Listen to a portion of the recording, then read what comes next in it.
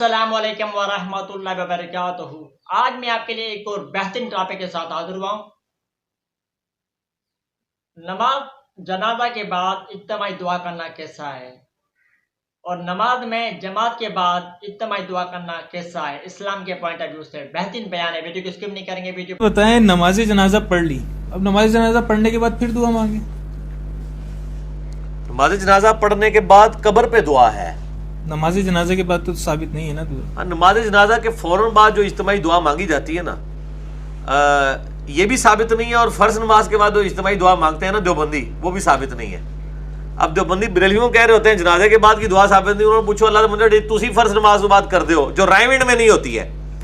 رائے وینڈ میں فرض نماز فیٹ ساڑھے جواب تو اس طرح نہیں ہون گے پھر کہ اسی ایک تیر چلاواں گے سارے جناب تانوں ایک ایک پن دے جاواں گے سیدھا سیدھا۔ دیوبندی جب کہتے ہیں نا جناب یہ بریلی نے دعا کتوں کٹ لی جنازے والی، ان کو اتوں ہی کٹی ہے جدوں فرض نماز بعد والی کٹی ہے، وہ کہتے ہیں وہ تو ایویں کٹی ہے، ان کا پھر وہ نویں ایویں کٹی ہے، منو نا۔ رائے وینڈ میں آپ چلے جائیں فرض نماز کے بعد دعا نہیں ہوتی ہے، ادھر آپ پوچھیں نا ان سے، کہتے ہیں نہیں ثابت نہیں ہے۔ حضرات فرماتے ہیں انہوں کو جڑی اتنے سے، اور یہاں اہل حدیث کو ٹانٹ کر رہے ہوتے ہیں دعا نہیں من کرنا، یعنی کتنی دوغلی پالیسی ہے۔ اور جو ابو داؤد میں حدیث موجود ہے وہ چیپٹر ہی ہے قبر پہ دعا والا، وہاں سے بریلوی حدیث پیش کرتے ہیں کہ جب یعنی آپ بھائی کو دفنا، وہ پوری حدیث لیں نا کہ جب بھائی کو دفنا چکو پھر اس کی قبر پہ اس کے لیے سوالوں کی استقامت کی دعا مانگو۔ قبر پہ دعا کرنا سنت ہے، بلکہ مسلم شریف میں حدیث ہے حضرت عمر ابن عاص نے وصیت کی تھی کہ جب میں مر جاؤں میری قبر پہ اتنی دیر بیٹھے رہنا جتنی دیر ایک اونٹ کو قربان کر کے نہر کر کے اس کا گوشت تقسیم کیا جاتا ہے، تاکہ میں اپنی قبر کے ساتھ مانوس ہوں اور منکر نکیر کو سوالات کے جواب دوں۔ یہ بڑی ڈیٹیل حدیث ہے، صحیح مسلم میں 321 نمبر ہے کتاب الایمان کے اندر۔ تو یہ مطلب قبر پہ دعا ہے۔ باقی یہ کہنا ہے جنازے کے بعد دعا کی کیا ضرورت ہے قبر پہ بھی، تو جیسے فرض نماز کے بعد بھی تو دعائیں ہم کرتے ہیں نا، انڈیویجول تو کرتے ہیں اللہم انت السلام منک السلام، حالانکہ نماز میں بھی دعائیں کر چکے ہوتے ہیں، وہ علیحدہ سے اذکار ہیں، یہ علیحدہ سے اذکار ہیں۔ اچھا علی بھائی، اس سے ایک اور سوال نکلتا ہے، نماز کے بعد کے جتنے بھی اذکار ہیں عموماً وہ ساری دعائیں ہیں۔ جی دعائیں ہیں۔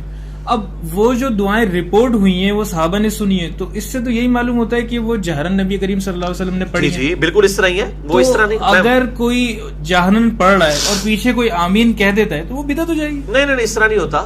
مسئلہ یہ ہے کہ آپ صلی اللہ علیہ وآلہ وسلم نے جو تعلیمات یعنی دی ہیں نا دعا کے حوالے سے، وہ بعض اوقات آپ صلی اللہ علیہ وسلم خود جان بوجھ کے اس کو بلند آواز میں پڑھ دیتے تھے، یہ عادت نہیں ہوتی تھی امت کو سکھانے جی سکھانے کے لیے۔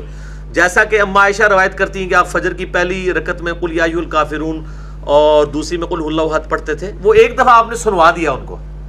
اسی طریقے سے بخاری مسلم میں حدیث ہے کہ آپ صلی اللہ علیہ وسلم نے بعض کا ظہر اثر میں بھی جب صورت ملائی تو چند آیات بلند آواز میں پڑھ دی تاکہ ہمیں پتہ چل جائے، تبھی تو صحابہ نے روایت کی نا، یہ عمومی عمل نہیں تھا۔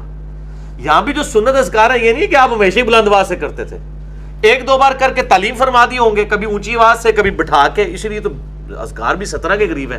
ایک گرین کارڈ ہمارا یہ صبح شام کے جو اذکار فرض نماز کے بعد کے اذکار چھپا ہوا ہے نا، اور یہ بلو کارڈ ہمارا چھپا ہوا ہے صبح شام کے اذکار، تو یہ دعائیں مطلب دعائیں اور اذکار ہیں اس طرح۔